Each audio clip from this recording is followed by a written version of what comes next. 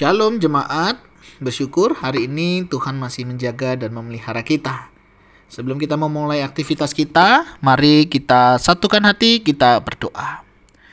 Tuhan Yesus yang baik, terima kasih, kami bersyukur karena Engkau sudah menjaga memelihara hidup kami, terlebih juga kami boleh tetap datang kepadamu. Kami bersyukur Tuhan karena Engkau boleh memberi kami kesempatan, Engkau melayakkan kami di tengah ketidaklayakan kami untuk kami memuji dan memuliakan nama-Mu. Hari ini Tuhan kami datang kepadamu, kami mohon berkat-Mu, mohon belas kasihan-Mu, biarlah Tuhan kami juga boleh hidup seluruh dengan kehendak-Mu. Kami berdoa di dalam nama Tuhan Yesus Kristus, haleluya, amin. Ya Tuhan, tiap jam ku memerlukanmu, Engkaulah yang memberi sejahtera penuh setiap jam, ya Tuhan. Di Kau ku perlukan, ku datang juru selamat, berkatilah.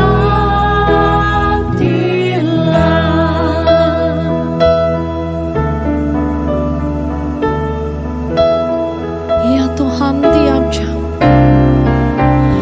ya Tuhan, tiap jam ku puji nama-Mu, Tuhanku yang kudus, kekal ku milik-Mu. Setiap jam, ya Tuhan, di Kau ku perlukan, ku datang juru selamat, berkatilah.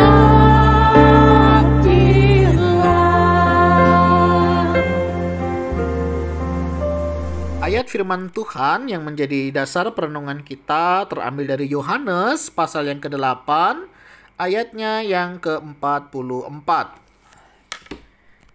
Iblislah yang menjadi bapamu, dan kamu ingin melakukan keinginan-keinginan bapamu. Ia adalah pembunuh manusia sejak semula dan tidak hidup dalam kebenaran, sebab di dalam dia tidak ada kebenaran. Apabila ia berkata dusta, ia berkata atas kehendaknya sendiri, sebab ia adalah pendusta dan bapa segala dusta. Demikian firman Tuhan, mari kita merenungkannya. Tema renungan kita hari ini adalah Bapa si pendusta. Manusia sering tidak dapat mengendalikan dirinya. Manusia rentan berbuat dosa karena lebih mentaati bujukan iblis daripada melakukan kehendak Allah. Kejatuhan manusia di dalam dosa membawa kecenderungan manusia untuk berbuat dosa. Dosa bukan sekedar perbuatan jahat seseorang, namun meliputi apa yang dipikirkan seseorang dan apa yang tidak dilakukan oleh seseorang. Terlepas orang itu mengenal Allah atau tidak, ketika kita mengambil posisi Allah dalam hidup kita sudah pasti dikuasai dosa. Kita perlu waspada terhadap bapa pendusta yang acap kali memutarbalikkan firman. Kebenaran firman dipelintir dan terus disudutkan.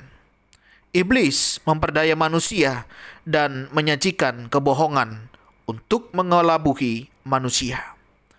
Sebab memang di dalam hidupnya, iblis tidak mengenal kebenaran. Kita harus memiliki penguasaan diri untuk dapat mengetahui cara kerja iblis ini. Penyelesaian dosa ini adalah pengakuan kita di hadapan Tuhan. Jika kita mengaku dosa kita, maka Ia adalah setia dan adil, sehingga Ia akan mengampuni segala dosa kita dan menyucikan kita dari segala kejahatan. Dosa adalah hal yang mematikan dan dekat dengan manusia. tetapi sering tidak disadari. Saudara yang dikasihi dan mengasihi Tuhan, hari ini kita boleh diingatkan atas apa yang dilakukan oleh bapa si pendusta. Kita harus lebih berhati-hati, kita harus lebih bijaksana, karena iblis terus menggoda, mengganggu, dan mengharapkan kita jatuh. Hati-hati dengan perkataan kita, hati-hati dengan sikap hidup kita yang bisa dipakai oleh iblis. Hari ini kita akan menjalani hari-hari kita. Mari saudara, kita mohon pertolongan yang daripada Tuhan, sehingga kita tidak mau mengizinkan iblis memakai pekerjaan kita, keluarga kita, hidup kita, perkataan kita, sikap hidup pikiran kita untuk dikuasainya. Mari kita mohon pertolongan kepada Tuhan. Tuhan, kami adalah milik-Mu. Kami rindu Tuhan, hidup kami hanya untuk memuliakan nama-Mu. Ampuni ya Tuhan jika sikap perbuatan hidup kami, perkataan kami, cara pikir kami tidak menjadi berkat. Mungkin menjadi batu sandungan buat orang lain yang kami tidak sadari. Ampuni kami Tuhan, tolong kami Tuhan.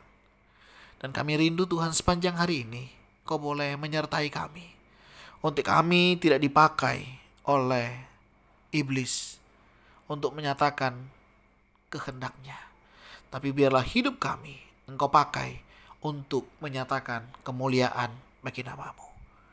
Ini doa seru kami ya Tuhan. Kami mohonkan berkat-Mu untuk setiap umat-Mu yang mendengarkan renungan hari ini.